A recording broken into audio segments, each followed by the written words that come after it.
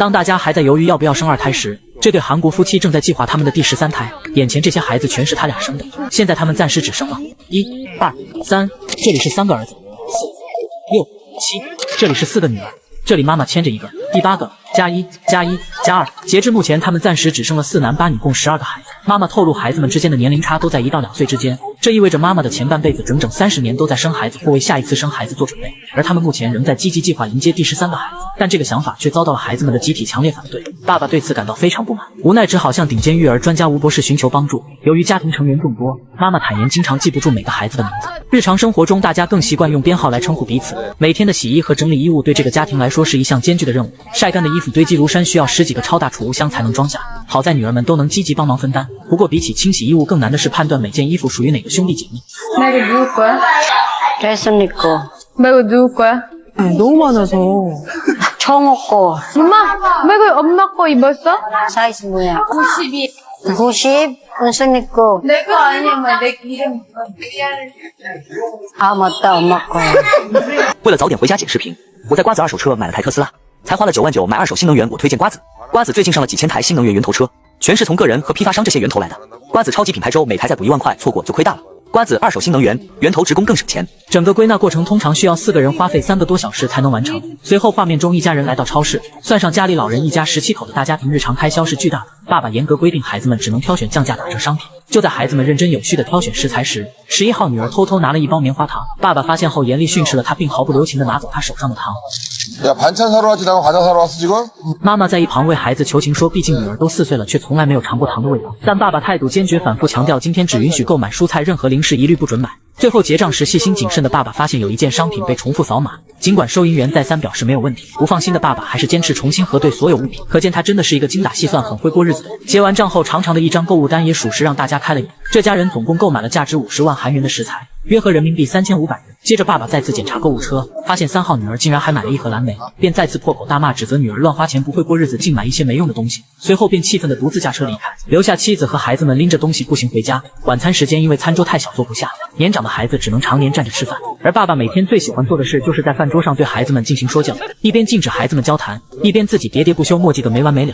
家里孩子多吵闹是常态。晚餐后，一些孩子在安静写作业，地上的12号却突发恶疾，姐姐费了半天劲才终于哄好。紧接着另一边的7、8、9号又发生争执，争吵声和告状声不断。爸爸每天被吵得一刻也不得安宁，不得不频繁出面调解。隔天全家人一起外出吃饭，为了照顾每个孩子的口味，爸爸选择了郊外一家10元一位的廉价自助餐厅。他事先规定每个大孩子要负责照顾一个小的，孩子们两结伴，有序挑选食物，表现得非常懂事。特别是老二全程像父母一样照顾着妹妹，甚至等大家都快吃完才开始拿自己的食物。目睹此景的吴博士也不免觉得这孩子实在让人心疼。饭桌上，爸爸又习惯性的开始说教，他认为这种大带小的安排非常合理，询问孩子们对此有没有意见。一听这话，稍大的几个孩子瞬间食欲全无，虽然内心1万个不愿意，但面对严厉的爸爸，大家面面相觑，谁也不敢出声反对。最后还是老二率先开口打破沉默，表示自己正处在青春期，需要更多个人空间，如果再负责照顾弟妹会很不方便。爸爸强调家里情况特殊，不能因为青春期就推卸责任，他认为年长的孩子理应承担更多，要不然孩子都交给父母带，父母就会很辛苦。就这样，爸爸反复阐述着年长的孩子理应多帮父母分担的观点。老二听得不耐烦，再次发声表达不满。他说现在家里所有家务爸爸都让女孩去做，这让他感到非常累，应该让男孩子也一起分担家务，例如饭后收拾碗筷这些简单的事情男生也可以做，而不是吃完饭拍拍屁股就去玩游戏，什么家务都不做。没想到爸爸听后马上就拒绝了，理由是女孩子的手更干净，因为要接触到食物，而男孩子的手什么都摸就会比较脏。如此牵强且荒唐的理由让老二彻底无语。看到这里，嘉宾们也是纷纷忍不住调侃，这期真正需要改造的其实应该是爸爸，爸爸的理由太过荒谬，手脏的话洗干净不就好吗？吴博士表示，刚刚老二鼓起勇气表达了看法，但爸爸的回答让他一脸无奈。爸爸这次前来求助是为了了解子女内心的想法，但他通过观察发现爸爸实际上根本听不进去孩子们说的话。在这个17口人的大家庭中，爸爸的话就像权威一样不容置疑。由于平时管教严厉，孩子们大多不敢轻易开口，难得老二勇敢发声，却发现爸爸早已心中有数，无论说什么他最终都还是会坚持己见。吴博士建议爸爸如果想真正了解孩子内心的真实想法，平时应该多倾听少发言，不能一味的说教要求孩子服从，如果总是这样，孩子们永远没有机会表达自己。 일단 첫째는 일방적이에요. 맞아. 그리고 어떤 주제가 됐든 말의 양이 굉장히 많아요.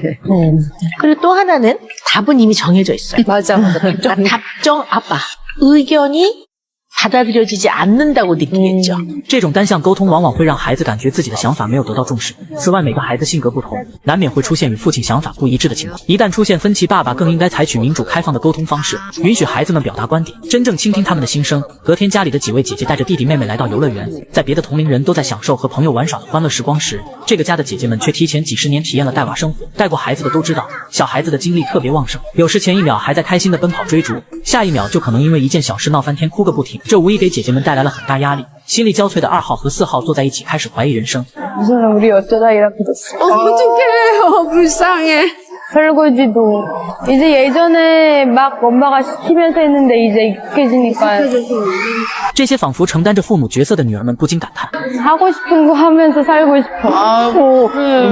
看了视频后，吴博士深深叹了口气。随后，老二也来到了现场。有嘉宾询问，如果不负责照顾弟弟妹妹，是不是就会感到轻松一些？二姐回答，并不是。如果不帮忙的妈妈就会很累，自己出去玩的话也会感到很内疚。吴博士说，在他看来，孩子们都很善良，能够设身处地为他人着想，即使父母没有明确提出要求，他们也能主动帮忙分担，他们身上承担的责任甚至比父母还要多。他告诉二姐，家人确实重要，但自己的人生同样值得珍惜。每个人都拥有追求快乐和幸福的本能与权利。如果有些事是你不愿意做的，不妨试着向爸爸表达你的真实想法和感受。当晚从游乐场回到家，老二和老四就开始梳妆打扮。正值青春期的他们，偶尔也想摆脱家务琐事，和朋友们外出聚一聚。当他们鼓起勇气向爸爸提出请求时，爸爸却责备他们不负责任，质问他们如果出去玩了，家里的弟弟妹妹谁来照顾？接着就是一番没完没了的指责和抱怨。目睹此景的老四很无语，撤回了一颗想出去的心。不过没多久，爸爸似乎良心发现，改变了主意，还给了他们一些零花钱。1小时后，两姐妹回到家，因为见了朋友，所以心情很好。没想到爸爸进屋后又开始念叨，说他之前从没听过孩子们主动外出见朋友，认为这很不正常。老四解释说，平时这些事都是和妈妈商量的，爸爸却坚持认为这样不可，应该直接向他汇报。随后又责备老二为什么不说话。面对父亲没完没了的指责和抱怨，原本开心的姐妹俩脸上的笑容渐渐消失，爸爸依然自顾自地磨叽个没完没了，念叨自己年纪不小了，不明白女儿们为什么要这样对他。快要考大学的二姐鼓起勇气向父亲表达自己想要学习服装设计专业，将来成为设计师，同时也渴望能和朋友去旅游，拥有属于自己的时间。然而爸爸听后的第一反应不是支持和鼓励，而是担心老二离开后没人照顾家里的弟弟妹妹。爸爸最后表示，如果他一定要出去也不是不行，但是这样一来就要牺牲其他兄弟姐妹。他责备老二，难道真的忍心这样做吗？这话说的吴博士也是一整个无语住，不清楚爸爸为什么一定要把养育责任强加在一个孩子身上。随后吴博士指出这个家庭存在的一系列问题，对于一个拥有12个孩子的家庭来说，日常生活充满了挑战。妈妈在过去30年里几乎一直在怀孕和育儿中度过，身心负担非常沉重。家庭成员多到妈妈甚至需要用编号来称呼孩子，这反映出对每个孩子的个性化关怀极为欠缺。尽管女儿们很懂事，主动分担家务，但繁重的日常事务仍让整个家庭气氛紧张。在这种情况下，父母竟然还有生育第13个孩子的想法，这必然会遭到现有子女的强烈反对。父亲的困惑和无奈促使他寻求专家帮助，这反映出家庭内部沟通不畅，父母严重忽视了孩子们的真实感受。孩子们长期生活在拥挤的环境中，缺乏个人空间和足够的关注。这种反对情绪并非无理取闹，爸爸要求年长的孩子照顾年幼的，实际上是把本应由父母承担的责任转嫁给了他们。尤其对于几位年长的姐姐而言，他们的处境实在令人揪心。庞大的人口虽能分担家务，但也意味着各类资源在一定程度上被稀释，每个孩子获得的亲情和资源明显不足。在这种情况下，父母优先考虑的应是倾听孩子们的反对理由，认真思考生育更多孩子对家庭的长远影响，而不是单纯追求家庭规模的壮大。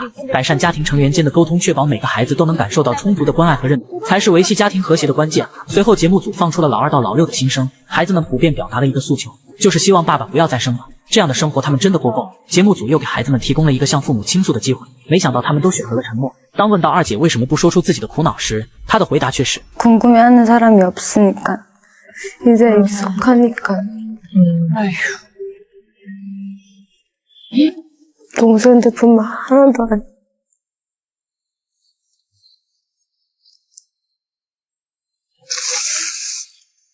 听到女儿的心里话后，坐在演播室的爸爸忍不住落泪。他第一次觉得自己做爸爸做得很失败。虽然女儿已经长大了，但他毕竟只是个18岁充满梦想的年轻人。此刻父母心中对孩子满是感激与歉意。随后吴博士给出了多项建议，爸爸也认真承诺会逐一落实。到家后，爸爸每天都努力按照吴博士的指导调整自己，比如召开家庭会议，鼓励孩子们坦率地指出自己的不当言行。家人们约定，每当爸爸又开始墨迹时，孩子们可以随时举起红牌让他闭嘴。起初孩子们略显迟疑，但渐渐的都能踊跃发言，家庭气氛逐渐变得轻松。但爸爸多年形成的习惯并非一朝一夕能够改变，有时还会忍不住翻旧账，唠叨个不停。直到儿子亮出红牌，他才意识到自己的老毛病又犯了。此后爸爸还对着镜子反复练习说话的语气和表情，并尝试与每个孩子单独谈心，聆听他们真实的心声。先前餐桌上的说教也转变为体贴的关心，这个转变让孩子们倍感惊喜。为了更好地倾听孩子们的心声，爸爸还设立了匿名信箱，让孩子们用写信的方式表达不便当面说的话。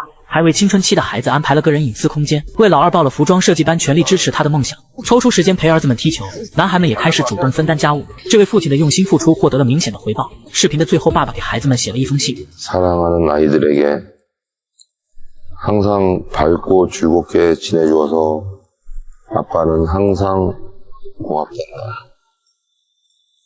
항상 너희들에게 부족한 아버지는 내 뒤안길에서 홀로 고민과 반성을 많이 한단다. 너희들을 응원하며 너희들을 위해 노력할게. 아빠가 흔들리고 아빠가 약한 모습을 보이면은 니네들이 약해질까봐 그게 두려워서.